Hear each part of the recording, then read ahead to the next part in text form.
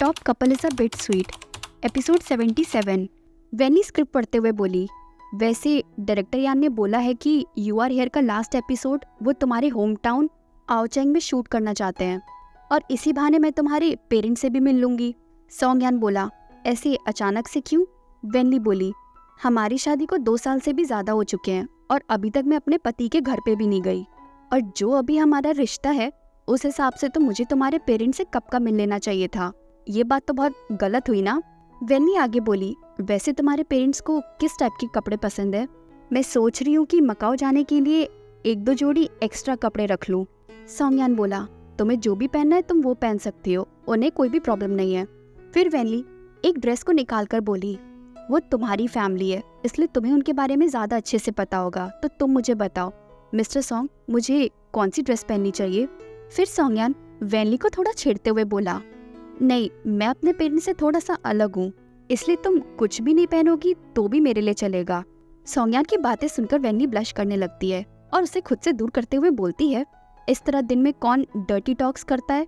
फिर वेनली अपना फोन उठाकर बोलती है, अरे हाँ, मुझे उस दिन के सारे शेड्यूल्स कैंसिल भी तो करने होंगे, मैं सिस्टर डान को अभी इन्फॉर्म कर देती हूँ, और वैसे भी अब तुम्हारे पेरेंट्स से मिलना जुलना तो लगा ही रहेगा। वहीं सॉन्ग यान लगातार वेनली को ही देख रहा था कि वो उसके पेरेंट्स से मिलने के लिए कितनी एक्साइटेड और खुश है। तभी सॉन्ग यान वेनली को हक करके उसे किस करने लगता है। वेनली बोली, आज तुम्हें क्या हो गया है? तुम क्यों मुझे इतना परेशान कर रहे हो? कम से कम मुझे पूरा टाइप तो करने दो। सॉन्ग यान बोला, कुछ नहीं, बस ऐसे ही, बस मुझे खुशी मिलती है ये सब करके। और इस तरह पूरे दिन पैकिंग करते करते रात हो जाती है। वेनली अभी भी पैकिंग करने में ही बिजी थी। यू आर हियर के ग्रुप चैट में एक स्टाफ मेंबर बोली, क्या आपको पता है मकाओ में अच्छा रेस्टोरेंट कौन सा है जहाँ पर बहुत टेस्टी सा खाना मिल सके? एक बार जरा मिस्टर सॉन्ग से पूछ के बताइए ना। वेनली बोली, वो इस वक्त फोन पर बिजी है और मेरे पास वीचैट चेक करने का टाइम नहीं है, मैं तुम लोगों से बाद में बात करती हूँ। तभी वो गेस्ट बोली, आखिर इतनी देर से मिस्टर सॉन्ग किससे बात कर रहे हैं? सॉन्ग यान को फोन पर इतनी देर लगा देख वेनली भी सोचती है, वैसे बात तो सही है, आखिर ये किससे बात कर रहा है और वो भी बालकनी में जाकर क्यों बात कर रहा है? वही सॉन्ग यान इतनी देर से कॉल पर अपनी मॉम से बात कर रहा था। सॉन्ग यान की मॉम बोली, यान इस बार तुम घर आ रहे हो तो वेनली को भी साथ लेकर आ रहे हो ना? सॉन्ग यान बोला, हाँ, क्योंकि शो की रिक्वायरमेंट है, इस बार वेनली भी हमारे साथ आएगी।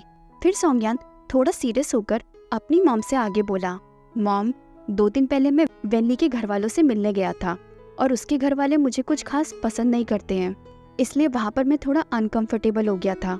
तो मैं उम्मीद करता हूँ जब मैं वेनली को अपने साथ घर वापस लाऊंगा तो आप और डैड उसके साथ अच्छे से पेश आएंगे, उसे अनकंफर्टेबल फील नहीं करवाएंगे और ऐसे जताएंगे जैसे आप दोनों उससे बहुत प्यार करते हैं। सॉन्ग यान की मॉम बोली, तुम खुद वेनली को कितने सालों से पसंद करते आ रहे हो, जो कि ये दिखाता है कि वो काफी अच्छी और पॉपुलर है, तो तुम अपनी वाइफ पर थोड़ा भरोसा करो, वो हम सबका दिल भी जीत लेगी। सॉन्ग यान बहुत ही खुश होते हुए बोला, ठीक है, वैसे अगर आप लोगों की इच्छा हो तो प्रोग्राम टीम एक बार आप लोगों का भी इंटरव्यू लेना चाहती है। वही पीछे से वेनली भी सॉन्ग यान की सारी बातें सुन रही थी। वेनली सोचती है, मैं इसकी कितनी परवाह करती हूँ, लेकिन इसे देखो कब से बिजी है और आखिर ऐसी कौन सी बातें कर रहा है जो ये इतना खुश लग रहा है। तभी वेनली बालकनी का दरवाजा खोलकर सॉन्ग यान के पास जाती है और बोलती है, देखूं तो जरा मैं भी कि तुम किससे बात कर रहे हो इतनी देर से। वेनली बोल ही रही होती है तभी सॉन्ग यान वेनली के मुंह पे हाथ रख देता है। तभी वेनली सॉन्ग यान को हक कर लेती है और सोचती है, पिछली बार जब मैं बाइसन से बात कर रही थी तब तुमने इसी तरह पीछे से आके मुझे पकड़ा था और आज मैं तुम्हें नहीं छोड़ूंगी, टिट फॉर टैट। फिर वेनली सॉन्ग यान को गुदगुदी करके उसे परेशान करना शुरू करती है। रुको अब, सॉन्ग यान बोला। वेनली बोलती है, नहीं, मैं तो नहीं रुकूंगी, पिछली बार तुमने मेरे किया था, अब तुम्हारी बारी है। वेनली सॉन्ग यान को इस तरह परेशान कर ही रही होती है तभी सॉन्ग यान की मॉम बोली, यान।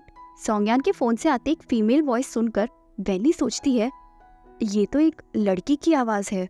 फिर वेनली सॉन्ग यान से बोली, बहुत अच्छे, तुम इस तरह हंस हंस के मेरे पीठ पीछे दूसरी औरत से बात कर रहे हो, वो भी इतनी देर से, मुझे अब जलन होने लगी है। तभी सॉन्ग यान वेनली के माथे पे मार देता है और अपनी मॉम से बोलता है, कुछ नहीं, आप कंटिन्यू करो। वेनली मुंह बनाकर बोली, तुमने इस तरह मुझे मारा क्यों?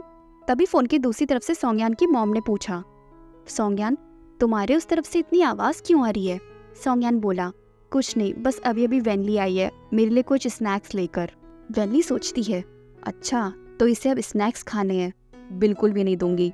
सोंगयान बोला, अच्छा मॉम, मैं स्नैक्स खाने जा रहा हूँ, अब मैं चलता हूँ, बाय, गुड नाइट मॉम। सोंगयान के मुंह से मॉम सुनकर वेनली की तो होश ही उड़ जाते हैं। तभी वेनली तुरंत वहां से भागने की कोशिश करती है। फिर सोंगयान तुरंत पीछे से वेनली को पकड़ लेता है और बोलता है, अब क्या हुआ, कहाँ जा रही हो? तुम तो बहुत शैतानी कर रही थी उस वक्त और चुप चुप के मेरी बातें सुन रही थी। वेनली हंसते हुए बोली, मैं तुम्हें बता दूं, रात में ऐसे स्नैक्स खाने से मोटे हो जाते हैं, मैं तुम्हारे लिए कुछ फ्रूट्स लेकर आती हूँ। सोंगयान बोला, नहीं रहने दो, कोई बात नहीं। फिर सोंगयान वेनली को गोद में उठा लेता है और बोलता है, तुम्हें खाने से मैं थोड़ी मोटा होऊंगा। थोड़ी देर बाद वेनली बोली, वैसे तुमने अपनी मॉम से क्या बात की? सोंगयान बोला, तुम्हारे बारे में बात की। मेरे बारे में? वेनली थोड़ा हैरान होते हुए बोली। वेनली आगे बोली, वैसे तुम मेरी बुराई तो नहीं कर रहे थे ना अपनी मॉम से? सोंगयान बोला, मैं तुम्हारी तरह थोड़ी हूँ। फिर वेनली सोंगयान के ऊपर बैठ जाती है और आगे बोलती है, मैंने अपने परिवार वालों को कभी भी तुम्हारे बारे में कुछ भी गलत नहीं बोला। तभी वेनली सोचती है, हालांकि सोंगयान के बारे में मैंने ज्यादा कुछ अपने परिवार में बोला नहीं है, लेकिन फिर भी ऐसा लगता है जैसे अंकल और नाना जी सोंगयान को ज्यादा पसंद नहीं करते हैं। फिर वेनली सोंगयान से बोली, मेरे अंकल और नाना जी थोड़े ओल्ड फैशन के हैं, इसलिए कभी भी वो तुमसे कुछ ऐसा बोल दे जिससे कि तुम्हें बुरा लग जाए तो तुरंत मुझे बता देना, ठीक है? मैं तुम्हारी मदद करूंगी उनसे बदला लेने में, ओके? और तुम चिंता तो बिल्कुल भी मत करो, क्योंकि मैं इस लड़ाई में मीडिएटर नहीं बनने वाली हूँ। मुझे पता चला है कि कैसे अंकल ने स्कूल टाइम में मेरी और तुम्हारी डेटिंग लाइफ को खराब किया था, इसलिए अब मैं सिर्फ और सिर्फ तुम्हारा साथ दूंगी। देखो तो जरा वो तुम्हारा क्या बिगाड़ पाते हैं इस बार। सोंगयान बोला, अगर उन्होंने तुम पर गुस्सा किया तो? वेनली बोली, अरे तुम चिंता मत करो, वैसे भी वो मुझे कंट्रोल नहीं कर सकते, ज़्यादा से ज़्यादा क्या होगा, एक दो बार डांट लगा देंगे, लेकिन जहाँ तक मुझे पता है वो इतना भी नहीं कर पाएंगे। तभी वेनली सोचती है, आखिर मेरे घर वालों को सोंगयान से दिक्कत क्या है? तभी वेनली बोली, मुझे लगता है तुम बहुत गुड लुकिंग हो ना, इसलिए मेरे घर वाले तुमसे जलते हैं। सोंगयान बोला, हो सकता है। तभी वेनली हंसते हुए बोली, तुम तो सच में बहुत घमंडी हो। सोंगयान बोला, लेकिन तुमसे ज्यादा नहीं। तभी सोंगयान वेनली के माथे पर किस करते हुए सोचता है, मुझे फर्क नहीं पड़ता कि हमारे परिवारों के बीच में क्या प्रॉब्लम्स हैं, लेकिन जब तक तुम मेरा साथ दे रही हो मेरे लिए इतना ही काफी है। फिर वेनली और सोंगयान अपने लास्ट एपिसोड की रिकॉर्डिंग करने के लिए मकाओ पहुंच जाते हैं। एयरपोर्ट पर वेनली और सोंगयान को वेलकम करने के लिए बहुत सारे लोग मौजूद थे। उन दोनों के फैंस बोले, वेलकम बैक, क्योंकि इस बार ये लास्ट एपिसोड होने वाला है, तो आप दोनों हम सभी ऑडियंस के लिए बहुत अच्छे अच्छे कपल्स वाले मोमेंट्स देना, और वो मोमेंट्स इतने ज़्यादा अच्छे और प्यारे होने चाहिए कि हम सभी देखकर बेहोश हो जाएं। वेनली बोली, ठीक है ठीक है।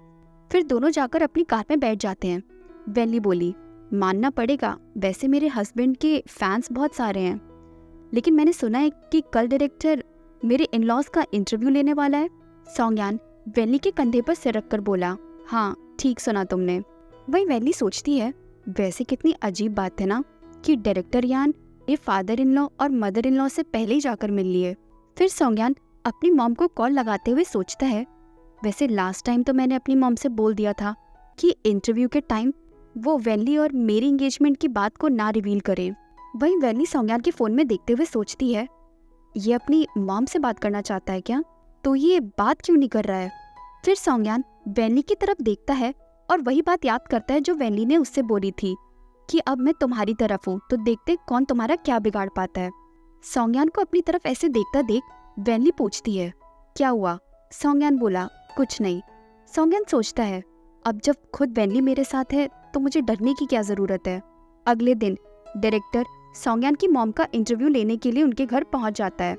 सोंगयान की मॉम बोली, वैसे मैंने उम्मीद नहीं की थी कि मुझे अकेले इंटरव्यू देना पड़ेगा, मुझे लगा था कि मैं सोंगयान और वेनली के साथ रहूंगी। डायरेक्टर यान बोले, ma'am I am truly sorry, अभी उन दोनों को शूटिंग के लिए रेडी होना है, इसलिए वो दोनों उसी की तैयारी में बिजी हैं। सोंगयान की मॉम बोली, कोई बात नहीं, मैं वेट कर लूंगी जब तक उनकी शूटिंग खत्म नहीं हो जाती। डायरेक्टर यान बोले, ठीक है फिर हम शुरू करें मैम। तो चलिए पहले बात करते हैं हम सोंगयान की, जब वो 10 साल का था। सोंगयान की मॉम बोली, जब हमारा सोंगयान एक टीनेजर था तो वो काफी शर्मीला था। वो एक लड़की को बहुत पसंद करता था, लेकिन कभी उसे कन्फेस नहीं कर पाया। एक दिन जब उसने थोड़ी बहुत हिम्मत करके उसे कन्फेस करने की कोशिश की, तब वो लड़की उससे वहाँ मिलने आ नहीं पाई और सोंगयान ने मुझे ये बात बहुत ही रो रो कर फ़ोन पर बताई थी। वहीं हमें पास्ट का सीन दिखाया जाता है कि सोंगयान कैसे रो कर अपनी मॉम से फ़ोन पर बोल रहा है कि मॉम वो तो आई नहीं मुझसे मिलने। फिर सोंगयान की मॉम हंसते हुए बोली, सच में मेरा बेटा बेचारा उस दिन बहुत ही परेशान था। सोंगयान की मॉम को ऐसे हंसता देख कैमरामैन सोचता है इनके बेटे का कन्फेशन फेल हो गया था तो ये इतनी खुश क्यों हो रही हैं। डायरेक्टर यान आगे बोले, ma'am I am really sorry कि मिस्टर सॉन्ग का वो कन्फेशन फेल हो गया था, लेकिन क्या जब तक कि इंटरव्यू खत्म नहीं हो जाता आप थोड़ा वेट कर सकती हैं। सोंगयान की मॉम बोली, क्यों, तुम ये कहानी और आगे नहीं सुनना चाहते? डायरेक्टर यान बोले, नहीं मैम ऐसी बात नहीं है, लेकिन हमारा शो एक वैरायटी शो है, इसमें हम कपल के बारे में बात करें तभी ज़्यादा अच्छा होगा। सोंगयान और वेनली के बारे में ही बात करें तो अच्छा होगा। सोंगयान की मॉम बोली, तो मैं उन्हीं दोनों की कहानी तो सुना रही हूँ तुम्हें। सोंगयान वेनली को ही कन्फेस करने वाला था लेकिन वो वहाँ पहुंची नहीं थी। ये बात सुनकर तो सभी लोग दंग रह जाते हैं। क्या सोंगयान और वेनली पहले से जानते हैं एक दूसरे को? और अगर आपको ये स्टोरी अच्छी लगी तो प्लीज चैनल को सब्सक्राइब और स्टोरी को लाइक एंड शेयर करना ना भूलें। Thank you.